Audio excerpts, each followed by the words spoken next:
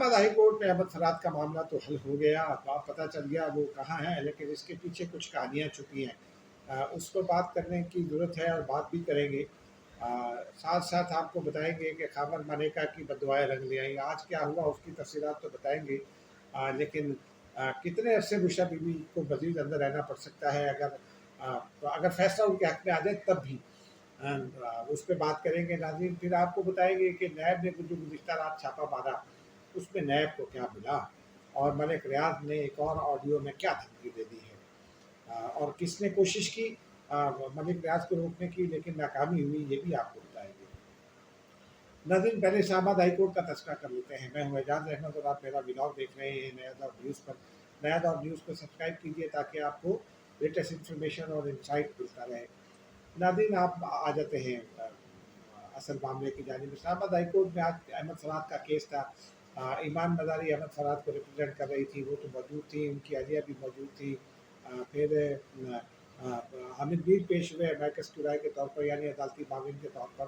اس کے ساتھ ساتھ وزیر قانون بھی پیش ہوئے۔ اٹارنی جنرل نے بس اتنا بتا دیا عدالت کو کہ احمد فراد جو ہیں وہ جھیل کوٹ پولیس کی حراست میں، اور وہ باغ پولیس کو مطلوب ہے، ایک پرانے مقدمے میں ان کو گرفتار کیا گیا ہے، لیکن ان کی جو گرفتاری کی تفصیلات بتائی گئی ہیں وہ بڑی دلچسپ ہیں۔ وہ ان کو صبح 6 بجے کہتے ہیں کہ کوالہ پل پر روکا، پولیس کا موقف ہے، صبح 6 بجے کوالہ پل پر روکا گیا اور اس کا کشمیر سائڈ پر، اور ایک مشکوک آدمی کو دیکھ کر گرفتار کیا گیا کیونکہ انہوں نے کار سرکار میں مداخلت کی، اور اس کار سرکار میں مداخلت کے باعث ان کو گرفتار کرنا پڑا۔ اور اب بعد ازاں یہ پتہ چلا کہ وہ تو باغ تھانے کو بھی مطلوب ہیں۔ اب وہ معاملہ وہیں کا وہیں رہ گیا کیونکہ اب وہ آزاد کشمیر حکومت کی پولیس کی تحویل میں اسلام آباد ہائی کورٹ آزاد کشمیر حکومت کو کوئی حکم جاری نہیں کر سکتی۔ لیکن ناظرین اس میں ایک سبق ہے، معاملہ نمٹا دیا گیا۔ جج صاحب نے کہا کہ اب تو بادیاب ہوگا، اب کیا کیا جائے، لیکن معاملہ یہ ہے کہ جب ایک جانب آپ کو 1993 کا حوالہ دیا گیا تھا، آج بھی وزیر قانون نے 1993 کا حوالہ دیا اپنی گفتگو میں میڈیا کے ساتھ، اور یہ بتایا کہ عدالت کی تو جورسڈکشن ہی نہیں تھی، لیکن ایک جانب آپ بہت معاملات کے اوپر لے جاتے ہیں، بہت ہائٹ پر چلے جاتے ہیں۔ پھر آج بھی ان کا یہ کہنا تھا کہ جی آئین اور قانون پر عمل درآمد ہونا چاہیے، لیکن آج ٹون میں فرق تھا عدالت کی، اور یہ جو ہے وہ لوگوں کے انسانی حقوق ہیں، لوگوں کو خوش رکھنا چاہیے۔ طلبا اور صحافیوں نے بڑا سیاسی کارکنوں اور صحافیوں نے اور وکلا وغیرہ نے بڑا سفر کیا ہے۔ وکلا نے کیا سفر کیا ہے ایک اور کہانی آپ کو بتاتے ہیں، لیکن ان کا یہ بھی کہنا تھا کہ اب آئی جی اسلام آباد کو انہوں نے مخاطب کر کے کہا کہ دیکھا آپ نے یہ سب دیکھا کیا کیا ہو رہا ہے آپ کے زیر سایہ، ہمارا اب یہ معاملہ نمٹ گیا، اب آزاد کشمیر کی حکومت جانے اور احمد فراد جانے، آزاد کشمیر میں کوئی جسٹس میں سے دفتر جاری نہیں پائے جاتے۔ یہ بس اب معاملہ وہاں کا ہو گیا، اب ان کی اہلیہ وہاں مقدمہ لڑے گی۔ ایمان مزاری ہو سکتا ہے پیش ہو جائیں، ہو سکتا ہے حامد میر بھی پیش ہو جائیں، لیکن اب وہ لاپتہ نہیں رہے یہ۔ لیکن میں اب بھی یہ کہتا ہوں کہ عدالتوں کو ذرا ریسٹورینٹ کا مظاہرہ کرنا چاہیے، دباؤ ضرور ڈالنا چاہیے، لیکن ذاتی حیثیت میں ذاتیات پر نہیں اتر جانا چاہیے، کیونکہ اس سے ملک کا نظام جو ہے نا اس میں کمزوریاں آتی ہیں، خرابیاں آتی ہیں۔ آپ جہاں کرپس ہوتا ہے بس وہاں آپ کو تھوڑا دباؤ ڈالنا چاہیے۔ اب اس میں اور بات کرنے کی گنجائش اس لیے نہیں ہے کہ وہ جو پارا بہت ہائی تھا عدالت کا، وہ جھاگ کی طرح بیٹھ گیا۔ یہ ایک جملے کا تبصرہ میں نے کہا کہ آپ کو پیش کر دیں۔ ناظرین اب چلتے ہیں ذرا خاور ملیکا کی جانب۔ آج پی ٹی آئی نے لوز کر دیا اپنا سارا، وہ خیر پیشنس تو انہوں نے لوز کیا ہوا ہے، لیکن انہوں نے لوز کر دیا سارا پیشنس۔ وہ کہتے ہیں کہ جناب آج ان کی خواتین پہنچی ہوئی تھی کمرہ عدالت میں، تل دھرنے کی جگہ نہیں تھی۔ میرے کولیگ ایک رپورٹر ہیں، ان کے ساتھ بھی بدتمیزی کی، ان کو لوکسبھا سے میز پر ٹکے تو خواتین ان پر بھی چڑھ دوڑی۔ انہوں نے یہ سمجھا کہ یار یہ تو کوئی ایویں آدمی ہے۔ بہرحال اس نوجوان نے ضبط کا مظاہرہ کیا، پھر کمرہ عدالت میں ایک بوتل پھینک دی گئی خاور ملیکا پر، ان کو لانتیں دی گئیں۔ خاور ملیکا نے بھی کم نہیں کیا، انہوں نے ہاتھ اٹھا کر عمران خان کو بددعا دی، انہوں نے کہا اللہ تعالیٰ ان کو تباہ کرے، انہوں نے روتے ہوئے بددعا دی۔ انہوں نے کہا کہ میری بیٹی کو طلاق ہو گئی ہے، وہ گھر میں بیٹھ گئی ہے، میری ماں مر گئی ہے، اور یہ بشرا بی بی یہ کہتی ہے کہ میرا بچوں سے کوئی تعلق نہیں ہے۔ اللہ ताला इसको सजा देगा। और उन्होंने कहा कि ये तो दम कराने आते थे, मुझे क्या पता था ये कुछ और करने का इरादा रखते हैं, क्योंकि मेरा घर इन्होंने तबाह किया, अल्लाह ताला इनको सज़ा देगा। और उनका ये भी इशारा था कि सज़ा मिल रही है। उस्मान गुल वकील हैं, उनके साथ उनकी काफ़ी लड़ाई हुई और तस्करानी भी हुई, लेकिन अदालत से बाहर निकलते ही पहले अंदर तो हमलावर होने की कोशिश की गई थी, मामला रुक गया था, लेकिन बाहर आकर एक वकील ने फिर उनको लाते घुसे मारे, थप्पड़ मारे, उनको गिरा दिया ज़मीन पर। ये इस बात का इजहार है कि आपके पास कोई दूसरा रास्ता नहीं है। तशद्दुद हमेशा आप उस वक्त इख्तियार करते हैं जब आप हार रहे होते हैं। बहरहाल मुकदमे की समाअत के दौरान जज साहब जो है वो आए, उन्होंने खबर पानी का सिका आप चाहते क्या है, तो उन्होंने अपने मामले वकील के जरिए कहा कि तुसी सानू माफ़ कर दियो, आप मुकदमा किसी और अदालत में ट्रांसफर कर दें, क्योंकि हमें आप पर एतमाद नहीं है।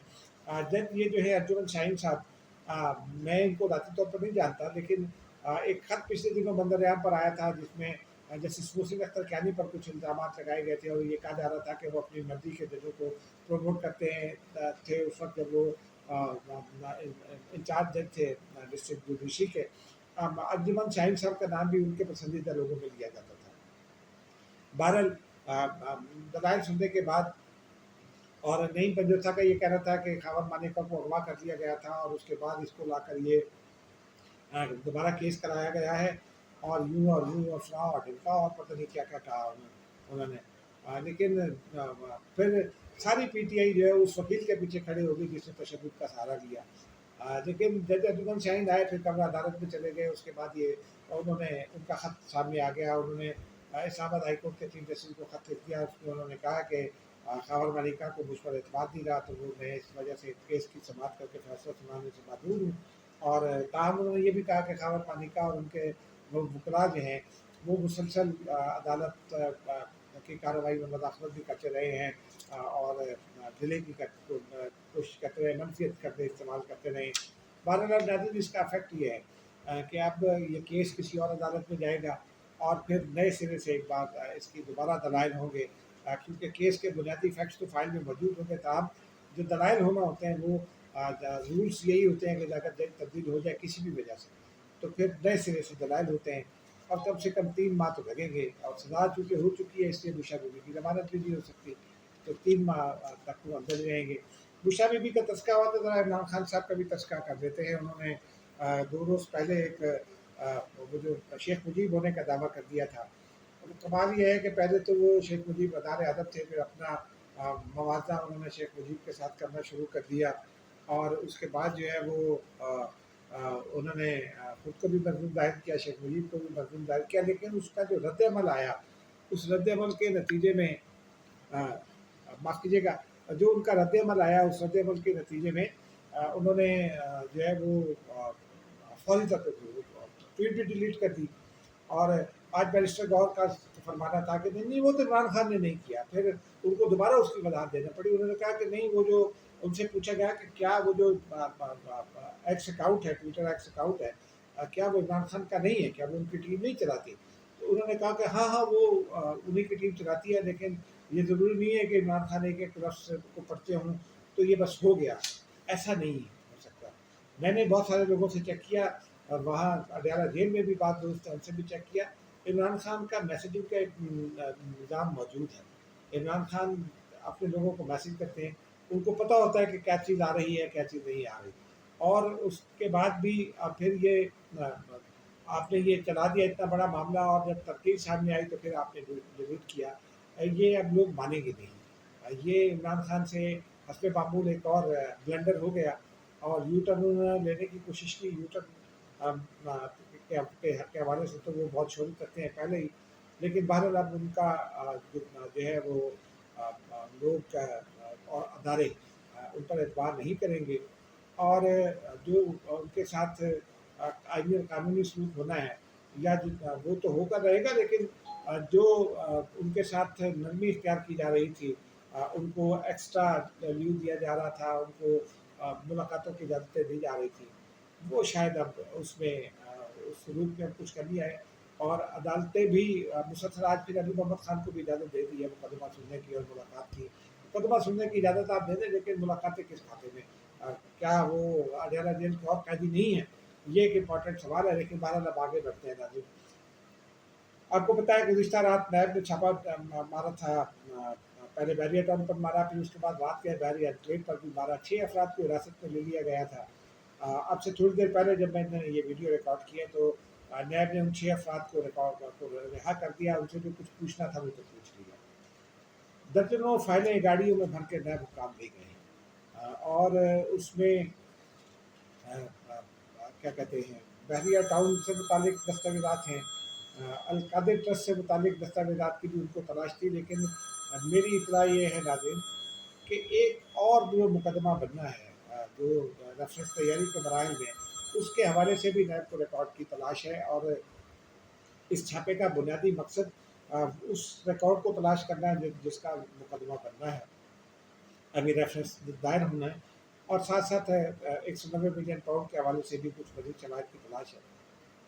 लेकिन नाज़रीन मेरी इत्तला ये भी कहती है कि 190 मिलियन पाउंड केस से मुतालिक और जो बैरिया टाउन में गड़बड़ हुई है, उससे मुतालिक जो दस्तावेज़ात है वो पाकिस्तान में नहीं है। ये बैरिया टाउन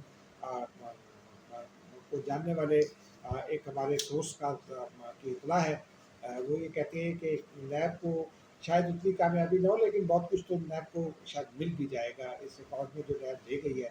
और वो रिकॉर्ड अब कब तक नैब की तहवील में रहता है ये तो नैब जाने और रिकॉर्ड जाने।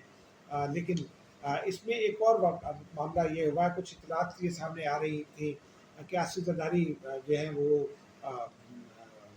मिल रहे हैं मलिक रियाज से, और शायद को आसिफ जरदारी की खेल है ये। कुछ दोस्तों का तो ये इल्ज़ाम था कि ये खेल आसिफ जरदारी का है। मैंने फिर पूछा, क्योंकि मैं 34-35 साल से पाकिस्तान पीपल्स पार्टी को रिपोर्ट करता हूँ, और दूसरी अल्लाह का शुक्र है बहुत अच्छे हैं वहाँ। मैंने पूछा पाकिस्तान पीपल्स पार्टी वालों से, तो उनका ये कहना था कि जरदारी साहब ने एक बार उनके साथ रब्ता किया तो उनसे उनको, और जरदारी अभी उनसे नाराज़ हैं। उन्होंने ये भी कहा कि वो चूँकि पिछली जो ऑडियो लीक हुई थी, वो ऑडियो या मलिक रियाज लीक कर सकते थे, एंड टू एंड एनक्रिप्टेड थी, या वो मलिक रियाज लीक कर सकते थे या आसिफ जरदारी। तो मलिक रियाज ने लीक शायद की है, और इसीलिए आसिफ जरदारी नाराज़ है, वो उन पर एतबार नहीं करते। लेकिन उन्होंने समझाने की कोशिश की थी कि ये ना करें, लेकिन मलिक रियाज बात नहीं आया। उन्होंने कहा ओवर माई डेड बॉडी। और अब ओवर बाई डेड बॉडी के बाद उनका एक और जुमला आ गया है, ऑडियो सोशल मीडिया पर फिर रही है। उनका ये कहना है कि जनाब मैं कुछ भी हो जाए कम वॉट पे मैं वादा माफ गवाह नहीं बनूंगा। फिर साथ उन्होंने धमकी भी लगाई है और रियासत पाकिस्तान को धमकी लगाई है, अफवाज पाकिस्तान के साथ साथ। अफवाज पाकिस्तान तो समझें हुकूमत पाकिस्तान, जो उनके व्हीलर डीलर थे सिविलियन उसमें ओहदों पर, उनको भी धमकी लगाई है। रियासत पाकिस्तान को धमकी लगाई है कि जो कुछ मुझे पता है अगर मैं कर दूंगा तो एक क़यामत आ जाएगी अगर मैं वो बयान कर दूंगा, और मुझे मजबूर ना करें वो बयान करने पर। वादा माफ गवाह मैं नहीं बनूंगा। वादा माफ गवाह नाज़रीन बनने का वक्त गुजर गया है। मलिक रियाज को भी ये समझ में आनी चाहिए, और मलिक रियाज के जो पीछे लोग हैं उनको भी ये समझ में आनी चाहिए कि नैब लॉ के तहत वादा माफ गवाह बन आप सिर्फ इन्वेस्टिगेशन के दौरान बन सकते हैं। इन्वेस्टिगेशन कंप्लीट हो चुकी हैं, अब मज़ीद थोड़ी बहुत इन्वेस्टिगेशन रहती है। अब वादा माफ गवाह बनने का टाइम खत्म हो गया। मलिक रियाज को वादा माफ गवाह बनाने की ज़रूरत नहीं है। नाज़रीन मुझे इजाज़त दीजिए। खुदा हाफ़िज़।